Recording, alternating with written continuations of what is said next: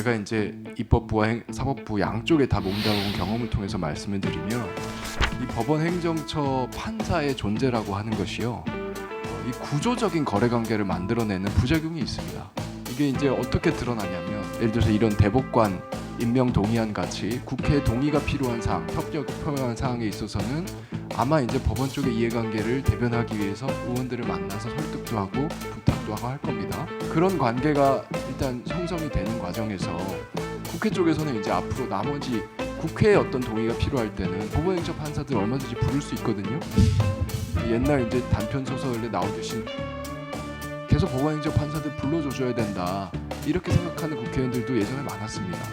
더 나아가서 이제 법원행정 판사들은 청와대와의 관계에서도 문제가 됩니다. 대통령 입장에서는 대통령의 권한 행사와 관련돼서 또는 영역 행사와 관련돼서 도움받을 부분도 생길 수 있죠.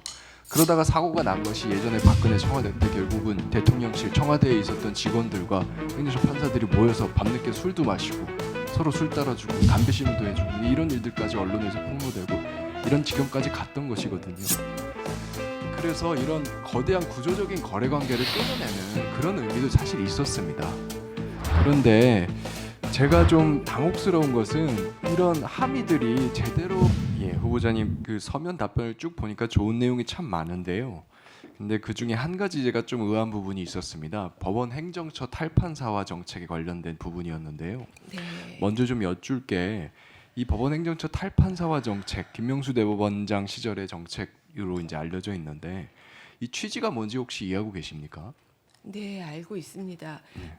그 당시에 그 이전에 일단 전 양승태 대법원장님 시절에 사법행정권 남용 사태에 대해서 당연히 국민들께 송구하게 생각하고 유감스럽게 생각합니다.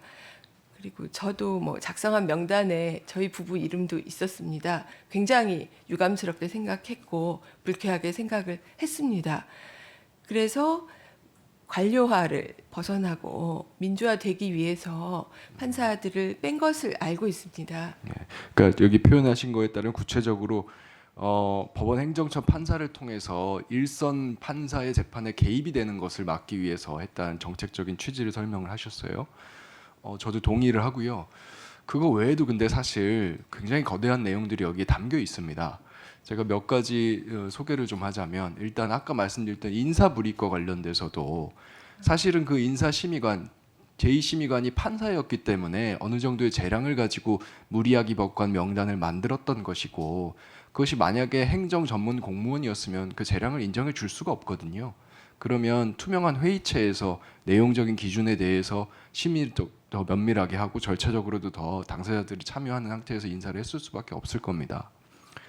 그리고 더 나아가서 사실 제가 이제 입법부와 사법부 양쪽에 다 몸담은 경험을 통해서 말씀을 드리면 이 법원 행정처 판사의 존재라고 하는 것이요, 이 구조적인 거래관계를 만들어내는 부작용이 있습니다. 그러니까 내부적으로 보면 이제 법원 행정처에서 일선 판사들로 영향이, 재판 개입에 부당한 영향이 가는 통로이기도 하지만 그 재판 개입이라고 하는 그 영향은 사실 그 동기가 사법부 내부에서만 태동한 경우가 아니라 외부 다른 헌법기관 간의 관계 속에서 태동을 하는 경우들도 많습니다. 이게 이제 어떻게 드러나냐면, 자 여기 뒤에도 이제 계시지만 법원행정처 이제 판사님들이 예를 들어서 이런 대법관 임명 동의안 같이 국회 동의가 필요한 사항, 협력을 표명한 사항에 있어서는 아마 이제 법원 쪽의 이해관계를 대변하기 위해서 의원들을 만나서 설득도 하고 부탁도 하고 할 겁니다. 그런 관계가 일단 형성이 되는 과정에서 국회 쪽에서는 이제 앞으로 나머지 국회의 어떤 동의가 필요할 때는 법원행정 판사들 얼마든지 부를 수 있거든요. 옛날 이제 단편 소설에 나오듯이 계속 법원행정 판사들 불러줘야 된다, 이렇게 생각하는 국회의원들도 예전에 많았습니다. 더 나아가서 이제 법원행정 판사들은 청와대와의 관계에서도 문제가 됩니다. 청와대에서 사법행정과 관련된 여러 가지 협조 받을 사항들이 사법부 입장에서는 있을 것이고, 대통령 입장에서는 대통령의 권한 행사와 관련돼서 또는 영역 행사와 관련돼서 도움받을 부분도 생길 수 있죠. 그러다가 사고가 난 것이 예전에 박근혜 청와대 때 결국은 대통령실 청와대에 있었던 직원들과 행정처 판사들이 모여서 밤늦게 술도 마시고 서로 술 따라주고 담배 심도 해주고 이런 일들까지 언론에서 폭로되고 이런 지경까지 갔던 것이거든요. 그래서 이런 거대한 구조적인 거래 관계를 끊어내는 그런 의미도 사실 있었습니다. 그런데 제가 좀 당혹스러운 것은 이런 함의들이 제대로 지금 이해가 된 상태로 법원행정 탈판사와 정책에 대한 논의가 이루어지고 있는 것인지 그 부분이 상당히 우려돼요. 제대로 된 이런 사회적인 논의 없이 지금 새로운 대법원장 취임 이후에 법원 행정처 탈판사와 정책이 그냥 180도 뒤집어지고 있습니다. 그리고 속도도 너무 빨라요.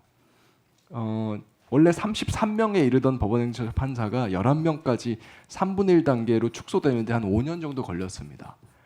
그런데 올해 상반기에 새로운 대법원장 인사, 단 한 번의 인사로 12명, 11명까지 줄었던 행정처 판사가 19명으로 폭증했어요.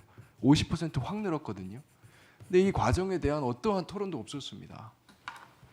그래서 이 부분은 사실 제가 이 짧은 자리에서 문 후보자님에서 어떤 답변을 들을 수 있을 거라고 제가 기대하기보다는 좀 이 부분에 대해서 좀 관심을 가지시고 이 정책이 갖는 함의를 명확하게 입체적으로 이해한 상태에서 정책적인 토론이 이루어지도록 역할을 좀 해주셨으면 좋겠어요. 대법원 내에서 어떻습니까?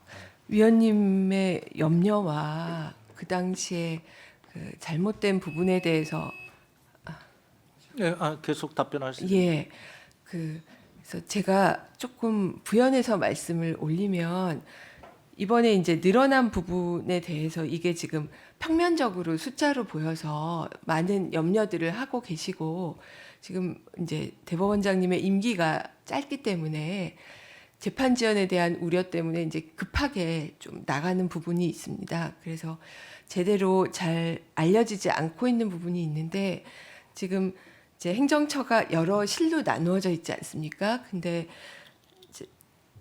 이게 제가 이제 좀 마음이 급해서 빨리 설명드리려니까 말이 조금 꼬이는데 이 부분이 사법 지원 부분과 그 형사 전자화 부분에 좀 집중해서 법관이 이번에 늘어났는데요.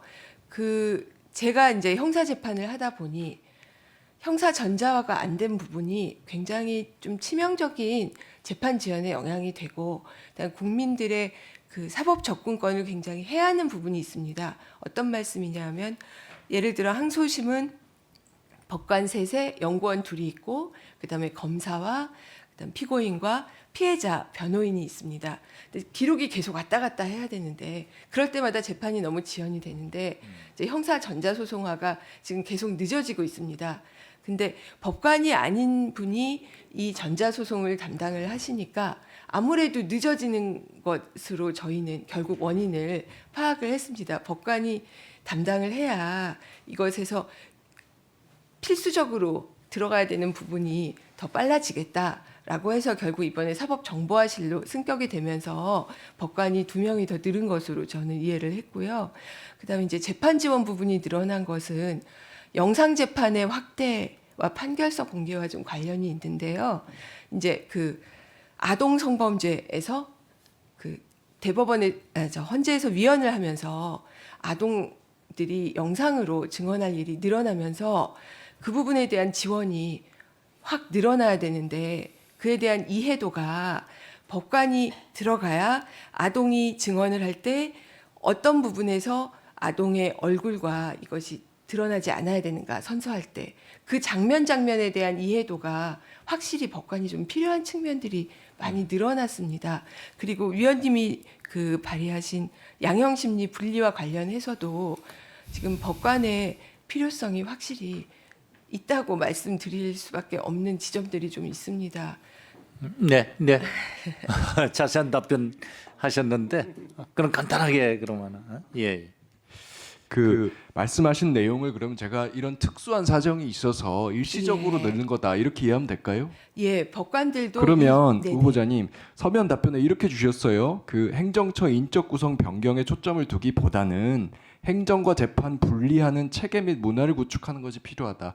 답변 자체를 인적 구성을 축소하는 거가 더 이상 중요하지 않다는 답변처럼 보여서 사실 이렇게 질문이 시작됐거든요. 죄송합니다. 그럼 이런 취지는 아닌 겁니까? 예. 그럼 제가 마지막으로 하나만 더 말씀드릴게요. 이게 헌법적으로도 무슨 문제가 있냐면요. 원래 법관의 신분 보장은 재판 기능을 하기 때문에 있는 겁니다. 그렇죠? 예, 그럼 그렇습니다. 행정처 판사한테는 신분 보장이 적용이 돼야 될까요? 안 돼야 될까요? 기능적으로 보면 적용될 이유가 없습니다. 그래서 예를 들면 네. 행정을 하면서 뇌물 1,000만 원을 받았다. 파면돼야 됩니다. 경찰관들 경우 250만 원 받아도 파면된 사례들이 있거든요. 네. 근데 행정처 판사는 파면이 안 됩니다. 이게 헌법적 모순이거든요. 그래서 원론적으로 검토가 필요한 부분인 네, 것 제도의 같습니다. 문제. 네, 검토가 필요한 것 네, 같습니다. 감사합니다.